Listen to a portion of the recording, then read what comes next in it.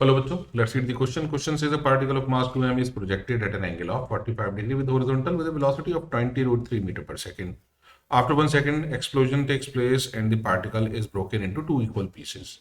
As a result of explosion, one part comes to rest to find the maximum height attained by the other part. Take g is equals to 10 metre per second.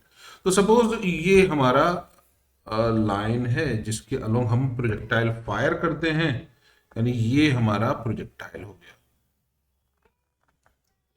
अब ये हमने 45 degree के angle पर फेंका तो इसकी velocity हो जाएगी along X axis 20 root two cos 45 degree और along Y axis 20 root two sine 45 degree. Again it is equals to 20 metre per second. अब हम देख सकते हैं क्योंकि हमें इंटरेस्ट है मैक्सिमम हाइट निकालने में, तो हम वर्टिकल डायरेक्शन में ही मोशन को एनालाइज करेंगे क्योंकि हॉरिजॉन्टल डायरेक्शन में हमसे क्वेश्चन नहीं पूछा गया. सिर्फ वर्टिकल डायरेक्शन की वैल्यू को हम एनालाइज करेंगे. तो एक सेकंड के बाद सबसे पहले इसकी वेलोसिटी चेक कर लेते हैं कितनी होगी.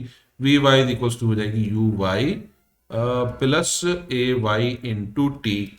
तो यू वाई की वैल्यू दे रखी है 20 प्लस एक्सेलरेशन हो जाएगा -10 इंटू टाइम है 1 सेकेंड, यानी एक सेकंड के बाद वाई एक्सिस के अलॉन्ग वेलोसिटी होगी 10 मीटर पर सेकेंड. अब इस इंस्टेंट पर मोमेंटम होगा सिस्टम का 2m, यानी टोटल मास 2m इंटू 10.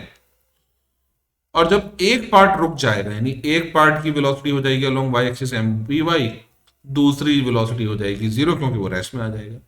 तो जो दूसरा पार्टिकल है यानी जो मोशन में रहेगा उसकी वेलोसिटी हो जाएगी 20 मीटर पर सेकेंड. यानी मान लीजिए एक्सप्लोजन यहां होता है तो यहाँ एक पार्ट रेस्ट में आ गया, यानी वो ड्रॉप होकर नीचे आ जाएगा और दूसरे पार्ट की वेलोसिटी वर्टिकल डायरेक्शन में होगी 20 metre per second. Horizontal direction की वेलोसिटी को हमने कंसीडरेशन में नहीं लिया, यानी अगर होगी भी तो वो कुछ ऐसे जाएगा.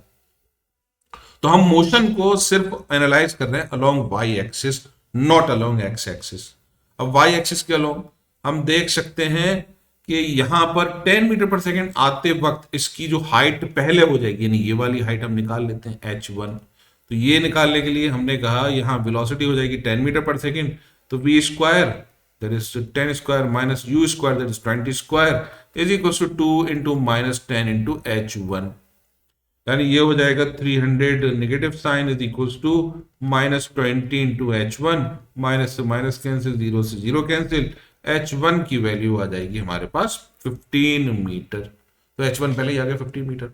अब हम कैलकुलेट करेंगे फर्दर जो मूवमेंट होगा अलोंग वर्टिकल एक्सिस. तो हाईएस्ट पॉइंट पर वेलोसिटी हो जाएगी 0 माइनस वेलोसिटी अभी है हमारे पास 20, 2 स्क्वायर इज इक्वल टू हो जाएगा 2 इंटू -10 इंटू h2, जो हो जाएगा -400 divided by -20 is equals to h2, यानी h2 की वैल्यू आ जाएगी 20 मीटर्स.